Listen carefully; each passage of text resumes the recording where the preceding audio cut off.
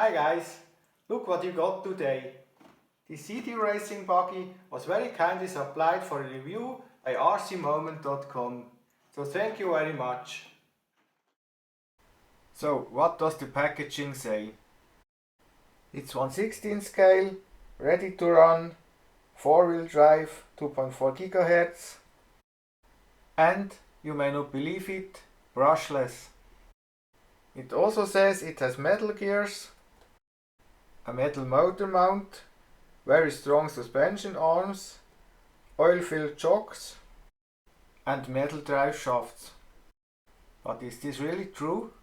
Let's find out. So now let's unbox this thing.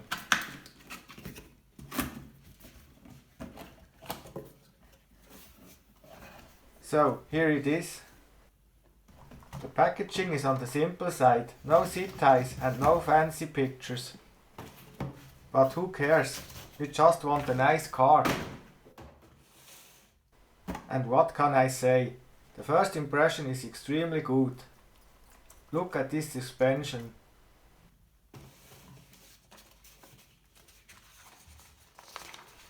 The manual also appears to be good. The English is funny sometimes. But other than that, it's very comprehensive. It also contains very nice exploded views, which can be very handy if we are in trouble putting things back together.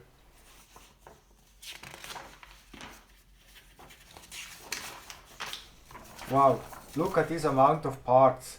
Crazy for the price. Of course, there is also a spare parts list.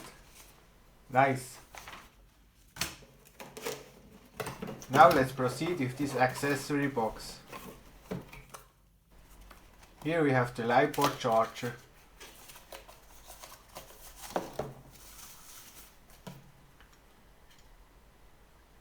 It has balance boards for 2 and 3S LiPos. Very good. A European style cable is included. The next thing in this box will be the transmitter, I think. Here we have the transmitter manual. Not very comprehensive. And the transmitter itself. Looks good.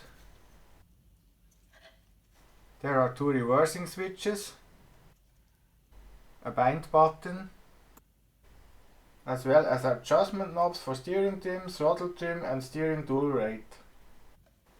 The steering wheel feels good and has a reasonable amount of travel.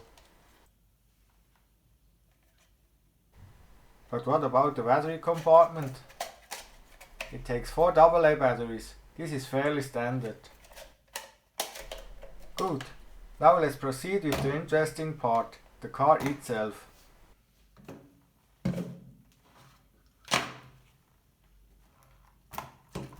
The suspension feels very smooth. The dampening is perfect. Just perfect. It's definitely confirmed. There is oil inside the shocks. Nice. The steering has very little backlash.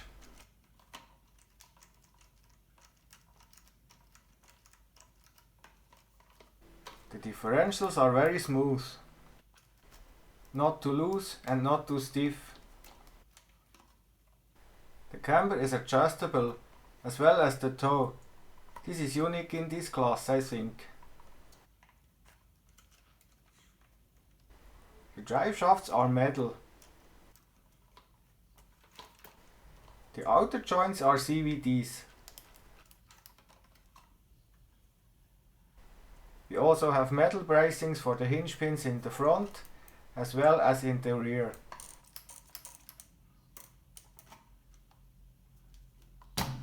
Again, perfect dampening. Now let's see what's underneath the body.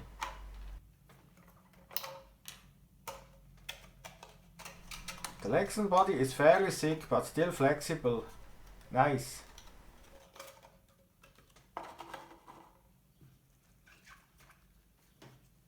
This is how it looks inside. Not bad. The 2.4 GHz receiver is mounted inside the dust protection compartment. The brushless ESC is a rebranded Racerstar 25 amp type, I believe, as well as the motor. Its size is 2435 with 3300 kV. As already mentioned, the steering has very little backlash. I like that.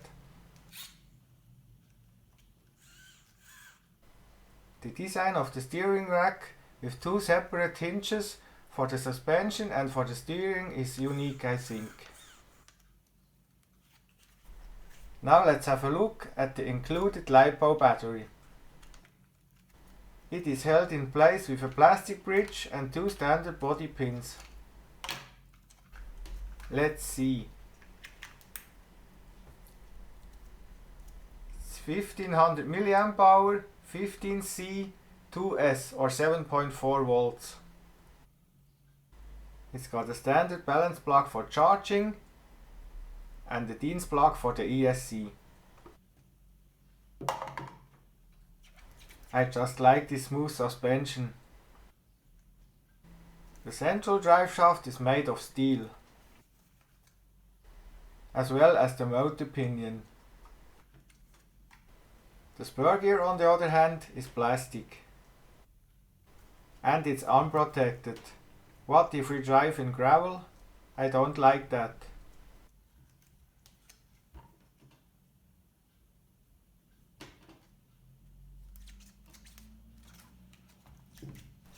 Yes, I still like the suspension.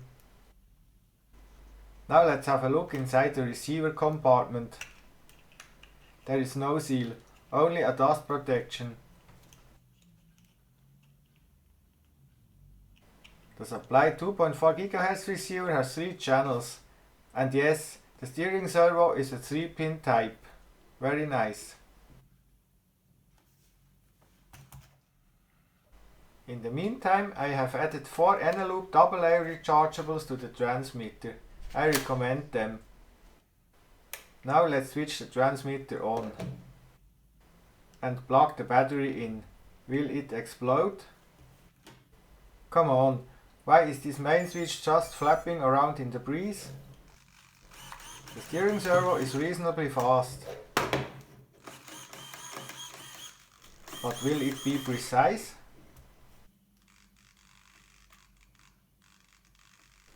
And there is no dead zone around the center position. I like that.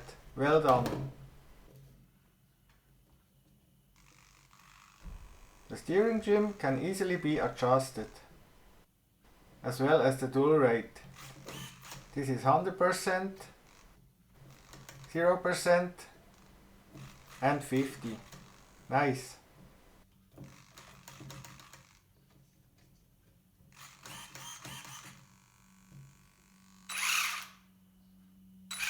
There is also a throttle trim, but who requires that?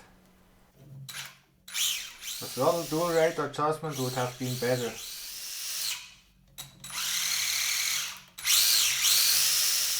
Looks like it will be fast.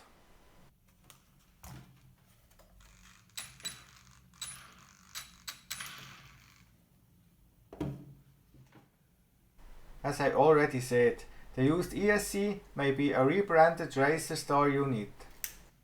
So this Racerstar programming card should be compatible. Let's confirm that.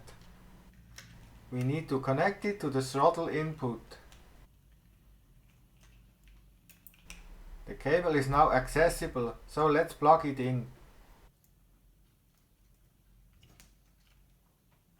Let's switch it on. As you can see, the indicator lights are on. So let's try to change the start mode to strong.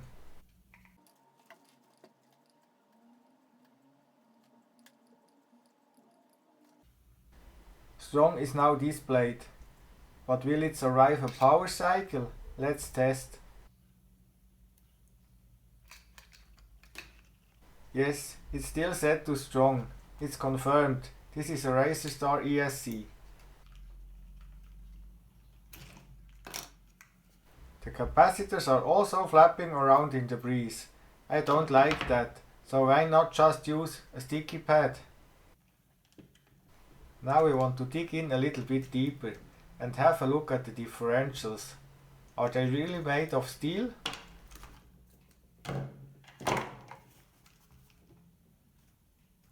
First we have to remove the front bumper.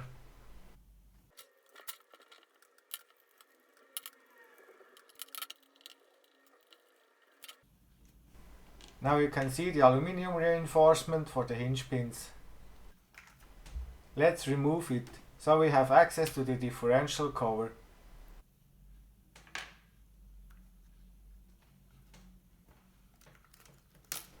Oops, let's take this hinge pin out.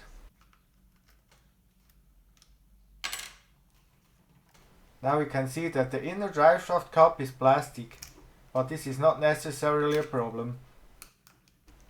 Now let's remove the differential cover. So here is the differential. Yes, indeed, the bevel gears are sinter pressed steel, but the spider gears are plastic. I have never seen an open differential design like this. Strange. But anyway, as already mentioned, it's moving very smooth. And the small bevel gear, is it also made of metal? Yes, it looks like. So, what do I think about this car? Well, overall it's very nice. Adjustable suspension geometry, metal reinforcements, oil-filled shocks, a brushless motor, a very precise steering, but unfortunately an unprotected spur gear and pinion. I almost forgot to remove the front wheel, so let's see what's behind. It's a standard 7mm hexagon adapter with locking pin.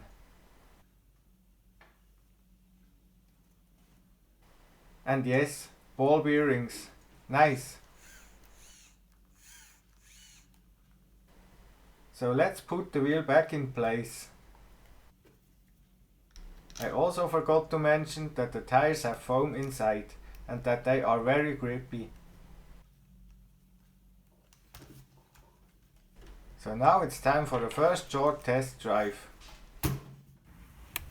So here we are. Switch the transmitter on, remove the body and plug in the battery.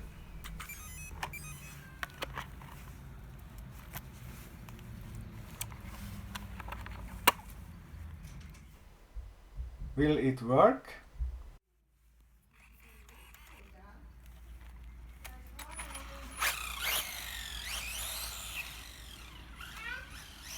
Stay tuned for part 2 of this video.